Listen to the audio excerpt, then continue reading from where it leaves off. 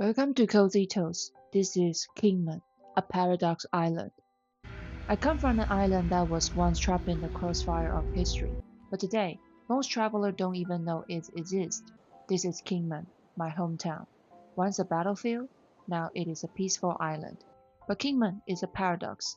The people here are registered as being from Fujian province, China, but they belong to Taiwan. Sounds confusing, right? Honestly, it really is. And that is because of history, the Chinese Civil War, the Cold War, and everything that happened after World War II. From 1949 to 1958, this tiny island stood on the front line between two wars. We don't just study history here, we live in the middle of it. To most travelers, Kinmen is a ghost on the map. But as a tour guide and a local, I see things differently. If you have a little time and a little curiosity, let me show you my hometown. The overseas Chinese island. Kinmen is not only about war, it is also an overseas Chinese island. When I traveled to Phuket, I saw familiar carving and familiar faces. I feel like go back to my hometown, Kinmen. Suddenly, the thousands-mile gap between us and Southeast Asia disappeared. Because we share the same stories. Long ago, this barren soil demanded a high price for survival, so people followed the winds, left home, and sailed to Southeast Asia. They went to Singapore, Malaysia, Brunei, Indonesia, Philippines, and even north to Japan. Some become successful. Then they came back and built amazing houses. Kinmen is dotted with Western-style mansions across its village. Most belong to single clan families. But this one, Shuitou Village, is different. It is the biggest multi-family village in Kinmen. This area was close to the harbor. Wealth brought beauty, but it also brought danger. Pirates was a constant threat, trying to turn these elegant homes into pirates' fortresses. So people built a gun tower like this to protect the village. Shanhou Folk Culture Village. This is a rare Minnan-style overseas Chinese village. Mr. Wang and his son went to Japan for business, and later became a chairman of the Overseas Chinese Association in Japan. After returning to Kinmen, they invest their wealth and establish this village, building many traditional houses here. It has become the most complete Minnan-style village in Kinmen. For our ancestors, the suitcase was for survival, but the book was for hope. Education has always been at the heart of the Kinmen's cultures. Many ancestors left for Southeast Asia as laborers, hoping that one day their children could study and live beyond the limits they once faced. That is why education became deeply rooted here. From early academics to returning overseas communities, learning was always seen as a path forward. Even during wartime, nothing could stop Kinmen people from pursuing educations. Just like my father, he grew up during this period. Resources were limited, life was hard, but he never stopped studying. My father is humble. He doesn't talk much about his hardship. He just keeps studying, believing that knowledge was the only things that war couldn't take away.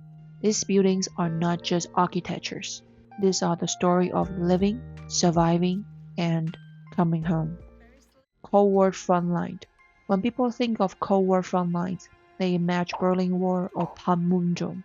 But few realize one of them was here, Kinmen. From 1959 to 1992, almost everyone here lived under military control. Soldiers were everywhere. Everyone was soldier. Daily life was deeply connecting to war, even though the war felt far away. The ground beneath our feet, remember. It wasn't until 2007 that the government began a large-scale landmine removal.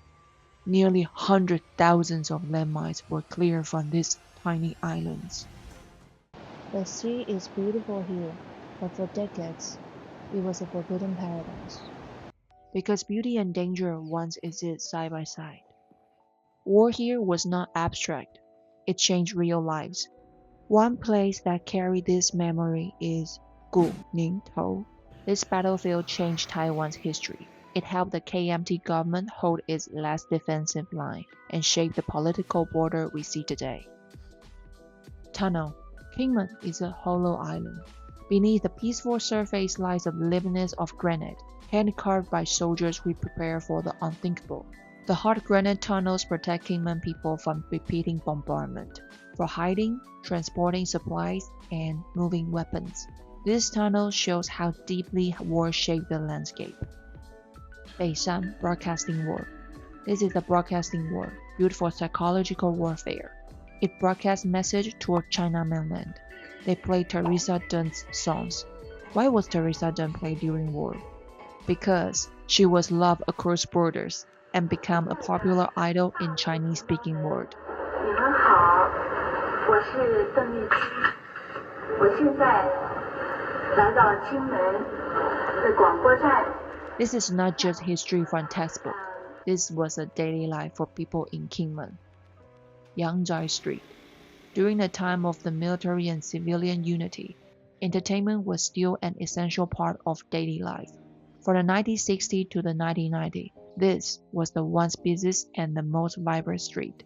War shaped land, war shaped daily life, war even shaped how people had fun. As the military gradually withdrew, this area slowly declined. But because of the film Paradise in Service, Yangzhai Street was restored and brought back to life.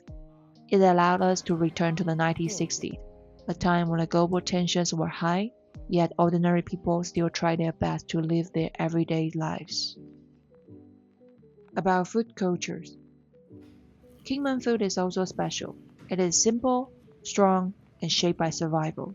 War didn't only change landscape, it changed what people ate.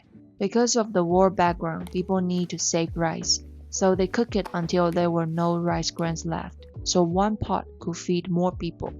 We call this 豆腐. People usually eat it with youtiao, fried dough stick, but Kinmen style youtiao isn't as crispy as the usual kind. It is soft, more like a bread.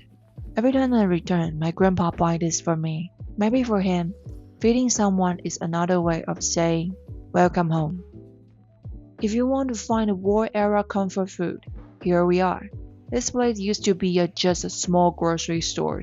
During the military control era, soldiers and civilians lived together. Soldiers got tired of standard military meals. They smelled the fried noodles and followed the aroma. During food shortages, this was a pure happiness.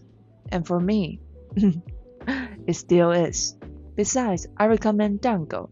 Hot dog is rubbed with a crispy scallion pancake. Oh my god. Yes, please. Kinmen peanuts are specials.